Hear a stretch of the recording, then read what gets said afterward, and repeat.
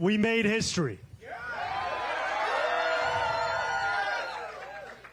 In the words of Nelson Mandela, it always seems impossible until it is done.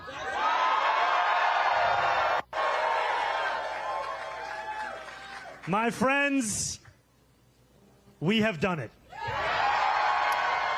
That's a name and face you're going to get to know. In a stunning upset, 33-year-old State Assemblyman Zohran Mamdani has declared victory over former Governor Andrew Cuomo in the New York City Democratic mayoral primary.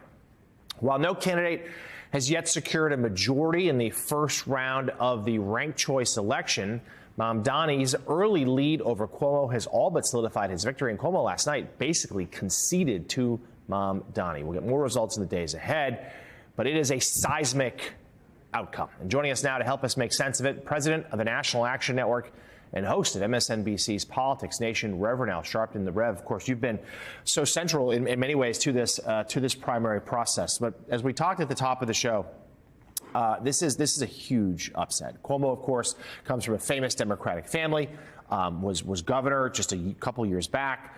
This was viewed as a political comeback for him, maybe even a stepping stone back into even higher office. And he didn't just lose.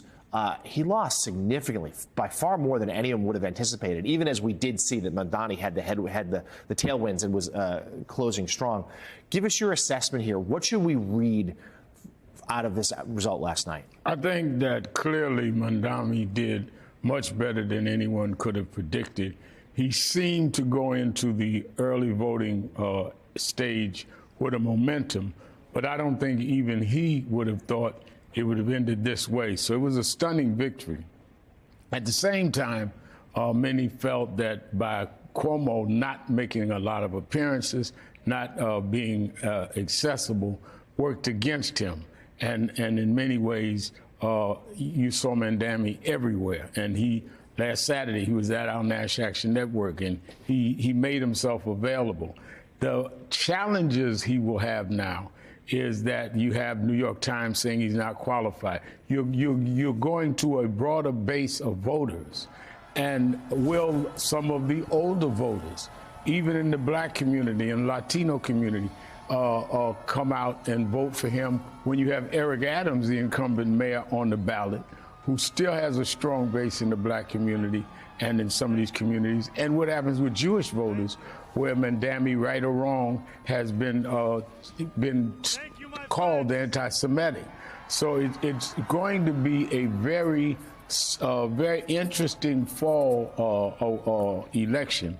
I think he made history last night. The question is whether or not it can stick with a general election. And when knowing Eric Adams the way I do, I think Eric Adams would want this fight more than he would have wanted against Andrew Cuomo.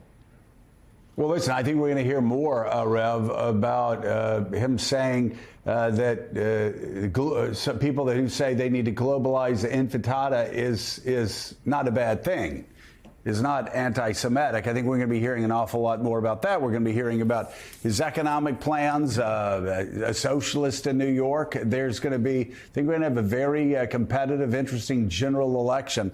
I want to follow up, though, on something that you've said, and something we've talked about time and again. And I tell you, it goes all the way back to 2015 and early 2016 when Donald Trump kept coming on this program. People say, why do you keep having Donald Trump calling on your program? I said, well, we've offered it to every candidate.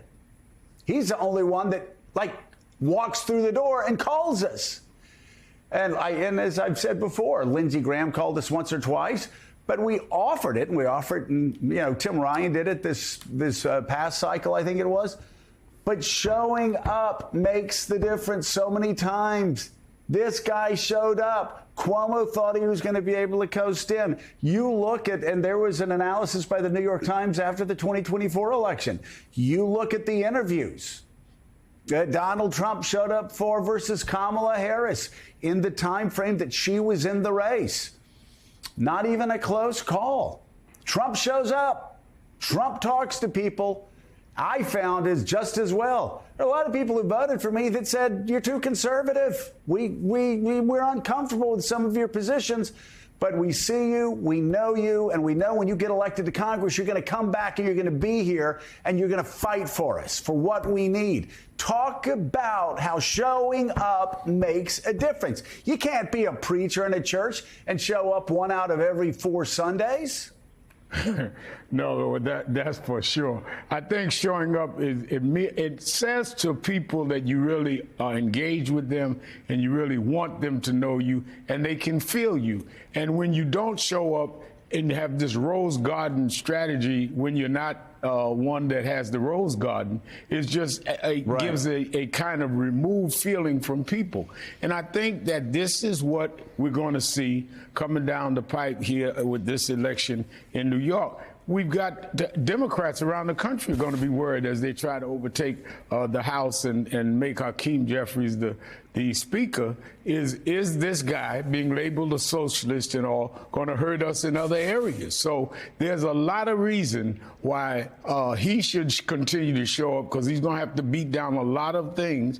And there's a lot of reasons why Eric Adams, who shows up at everything, may be a different kind of opponent for him than Andrew Cuomo. Yeah, in New York, the Adams dynamic versus Mondani is going to be interesting. And then nationally, we'll have to see what lessons we do. You're right. Republicans are already gleefully saying, this is the new face of your party here, this socialist. We're going to paint him as someone out of step with many Americans. At the same time, I think within the party, we see this push, this urge for sort of generational change, to say goodbye to some of the familiar names and faces and move towards somebody new and fresh. We'll have certainly a lot more to say about this morning and in the weeks ahead. But Jim Van